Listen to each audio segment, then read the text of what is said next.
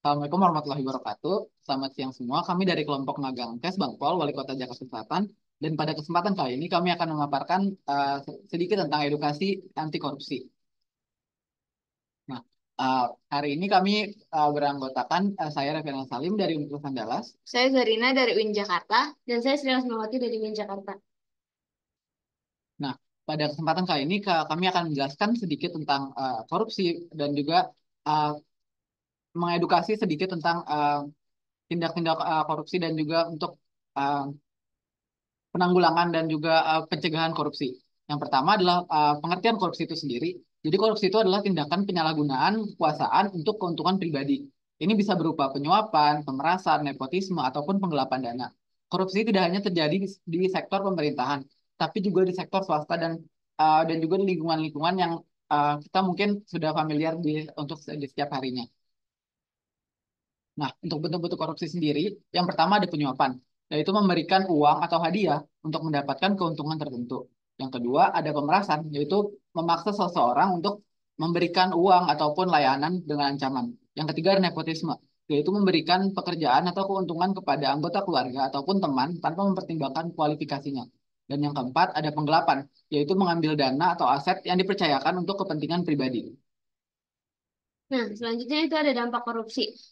Yang pertama itu dampak bagi ekonomi, yaitu menghambat pertumbuhan ekonomi, menyebabkan ketidakstabilan distribusi kekayaan, dan meningkatkan biaya bisnis. Yang kedua, dampak sosialnya yaitu menyebabkan ketidakpercayaan publik terhadap pemerintah dan institusi, serta meningkatkan ketidaksetaraan sosial. Yang ketiga yaitu dampak politiknya, yaitu melemahkan demokrasi dan supremasi hukum, serta memperburuk reputasi internasional negara. Nah, ini ada selanjutnya situasi korupsi di Indonesia saat ini. Indonesia menghadapi tantangan besar dalam menangani korupsi. Beberapa faktor yang berkontribusi terhadap korupsi di Indonesia termasuk lemahnya penegakan hukum, budaya patronase, dan kurangnya transparansi. Meskipun ada kemajuan dalam beberapa tahun terakhir, dengan peningkatan penangkapan dan penghukuman koruptor, masalah ini tetaplah merajalela. Nah, ini ada contoh kasus korupsi yang terjadi di Indonesia, yaitu kasus korupsi yang melibatkan Syahrul Yassin Limpo, yaitu sebagai Menteri Pertanian Indonesia. Mencuat ketika Komisi Pemberantasan Korupsi mengungkapkan dugaan penyelewengan dana di Kementerian Pertanian.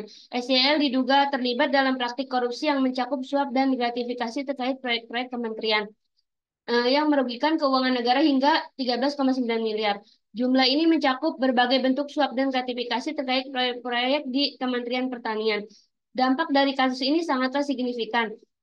Yang pertama itu mencoreng citra Kementerian Pertanian serta pemerintahan secara keseluruhan, kepercayaan publik terhadap integritas pejabat negara dan efisiensi penggunaan anggaran negara tergerus, menambah beban bagi upaya reformasi birokrasi dan transparansi di Indonesia. Kasus ini juga menimbulkan kekhawatiran di sektor pertanian, di mana alokasi dana yang seharusnya meningkatkan kesejahteraan petani dan ketahanan pangan justru diselewengkan. Nah, di sini ada dasar-dasar hukum korupsi di Indonesia. Yang pertama, yaitu Undang-Undang Nomor 31 Tahun 1999 tentang Pemberantasan Tindakan Korupsi.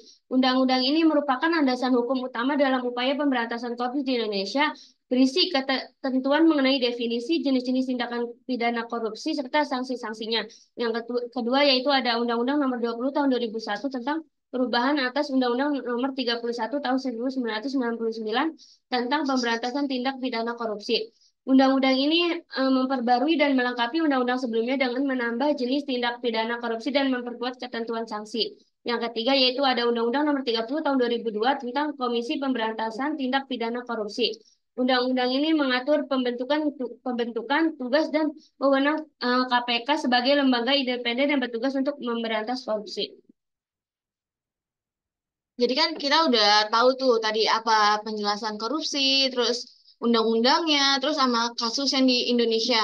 Nah, jadi pelaku tindak pidana korupsi diancam dengan pidana penjara seumur hidup atau pidana penjara paling singkat 4 tahun. Bayangin 4 tahun. Dan paling lama 20 tahun. Serta kena denda juga paling sedikit 200 juta dan paling banyak 1 miliar. Nah, ini adalah upaya penanggulangan korupsi. Yang pertama itu ada meningkatkan kesadaran masyarakat tentang negatif korupsi dan pentingnya integritas melalui kampanye dan pendidikan. Yang kedua itu ada memperbaiki sistem hukum untuk memastikan penegakan hukum yang adil dan transparan serta memperkuat lembaga anti korupsi seperti Komisi Pemberantasan Korupsi yaitu KPK.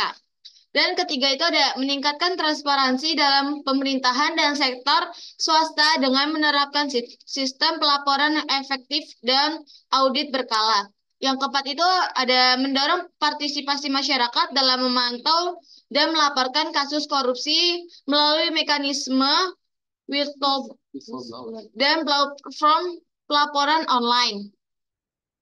Nah, ya di sini ada peran pendidikan dalam melawan korupsi. Pendidikan memainkan peran penting dalam membentuk generasi yang sadar akan pentingnya integritas dan etika.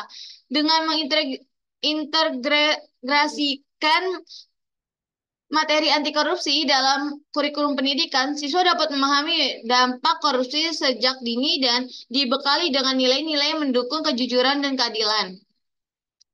Nah, di sini ada penjelasan tentang KPK, yaitu Komisi Pemberantasan Korupsi, yaitu KPK adalah lembaga independen di Indonesia yang dibentuk berdasarkan Undang-Undang Nomor 30 Tahun 2002 tentang Komisi Pemberantasan Tindak Pidana Hukum.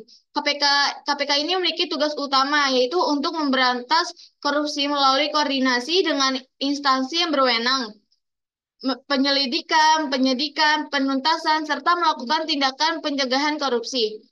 Dan KPK juga berwenang untuk melakukan penangkapan dan penyitaan terhadap pelaku tindak pidana korupsi dengan statusnya yang independen.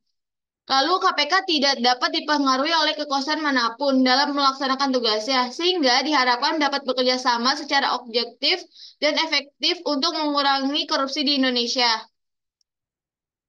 Oke, setelah penjelasan dan pengenalan tentang tindak pidana korupsi di slide sebelumnya, dapat disimpulkan bahwa korupsi itu adalah ancaman yang serius bagi pembangunan dan kesejahteraan masyarakat Indonesia. Seperti yang sudah kita ketahui sebelumnya, uh, masih banyak dan masih marak sekali tindak pidana korupsi yang terjadi di Indonesia maupun di sektor pemerintahan ataupun di sektor swasta.